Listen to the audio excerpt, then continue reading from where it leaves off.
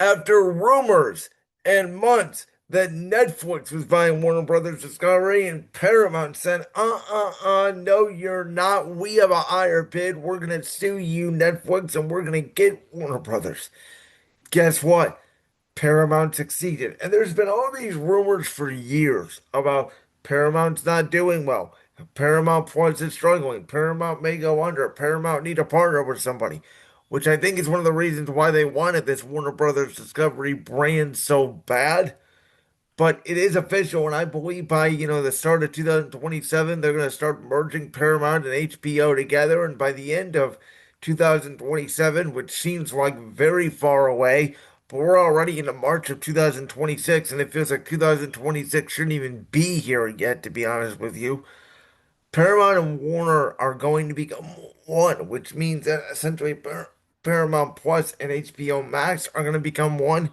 Who knows what the price of that streaming service is going to be and the layout and all those things.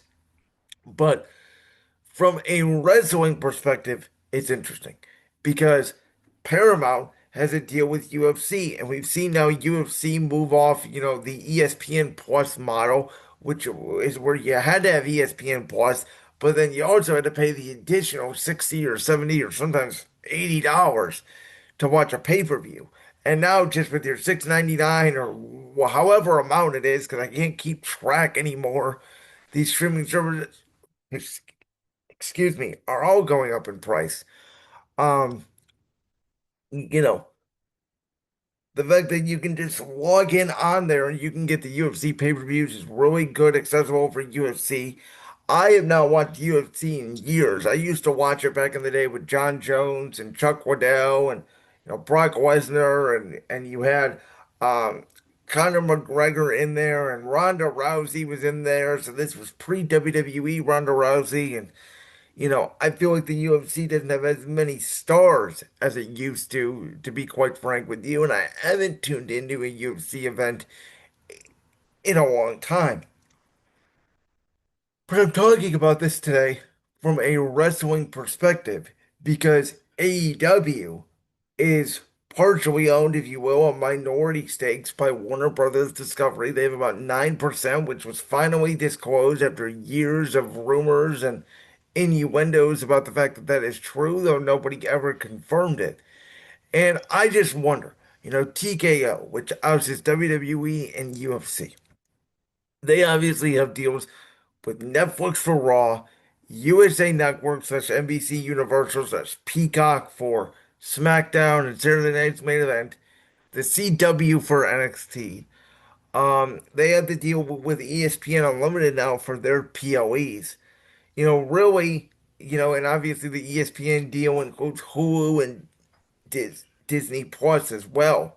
So the only deals that they did not have a streaming service deal with was obviously HBO Max and Paramount, or excuse me, HBO Max because of AEW and Amazon Prime, which is where, AEW started to out some of their pay-per-views, except for you do have to pay the additional 20 or 30 bucks.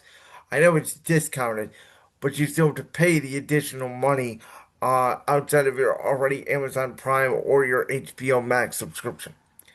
I just wonder if TKO is going to say, you have a deal with us at UFC, you cannot oust any competition.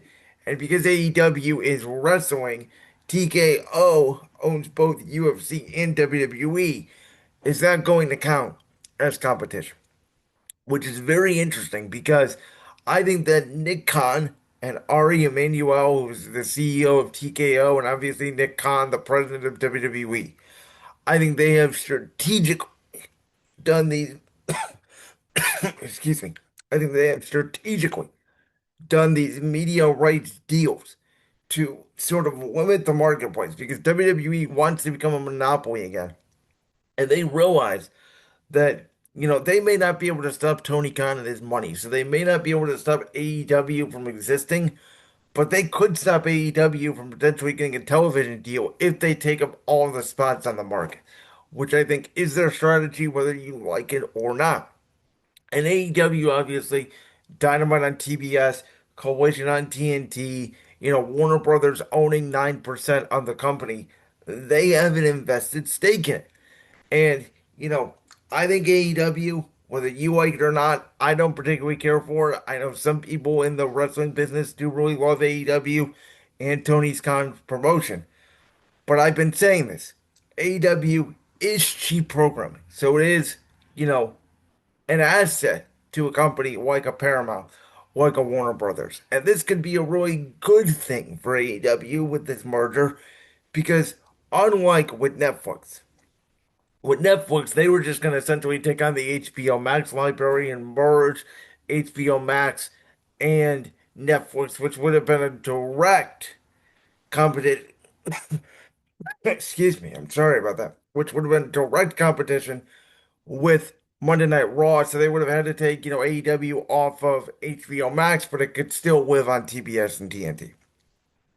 With the Paramount deal, they are taking on all assets of Warner Brothers, meaning TNT, TBS, True TV, all the networks that obviously incorporate March Madness. We see the collaboration, CBS, TNT, True TV, and TBS every year.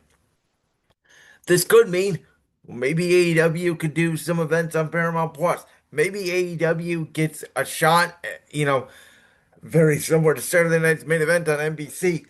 What if AEW does a live collision on CBS?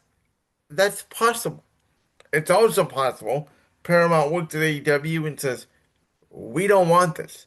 We're already in bed with TKO, with WWE, with UFC, and we don't want AEW. And they kick AEW to the curb, and they would have the right to do so.